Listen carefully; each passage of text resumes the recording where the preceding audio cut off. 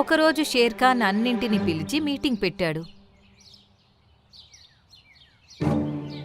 అప్పుడే ఒక నల్ల చిరుత అక్కడికొచ్చింది. షేర్ ఖాన్, మీ అడవికి చాలా పెద్ద సమస్య రాబోతోంది. నువ్వేం చెప్పాలి అనుకుంటున్నావు? మీ అడవిలో ఉండే మింకు కొంగ మీకు తెలియకుండా చాలా పెద్ద ప్లాన్ వేస్తున్నాడు. నువ్వేంటి పిచ్చి పిచ్చిగా మాట్లాడుతున్నావు? నేను నిజం చెప్తున్నాను షేర్ ఖాన్. తను ఎవరిని ఆ గుహ దగ్గరికి ఎందుకు వెళ్ళనివ్వట్లేదంటే తను అందులో ఒక రాక్షసుణ్ణి పెట్టి పోషిస్తున్నాడు. నిజానికి మింకు కొంగ అడవిపైన అధికారం చెలాయించాలని చూస్తున్నాడు.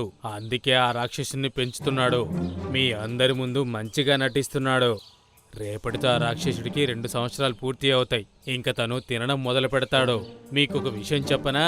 తనకి ఇష్టమైన ఆహారం జంతువుల మాంసం. ఇంకో వారం వరకు తను ఆ గుహలో ఉండే ఆహారం తింటాడు. తన ఆహారం ఏర్పాటు కోసం మింకు కొంగ మీ అడవిలో ఉన్న జంతువుల్ని చంపుతాడు. ఆ తర్వాత 8వ రోజు తను ఆ గుహ నుండి బయటికి వచ్చాక అప్పుడు మిమ్మల్ని చంపి తింటాడు. ఆ తర్వాత మింకు కొంగ ఈ అడవికి రాజవుతాడు. అప్పుడు మీరందరూ వాళ్ళకి బానిసలుగా ఈ అడవిలో ఉండిపోతారు. మాకు నీ మాటల మీద అస్సలు నమ్మకం లేదు.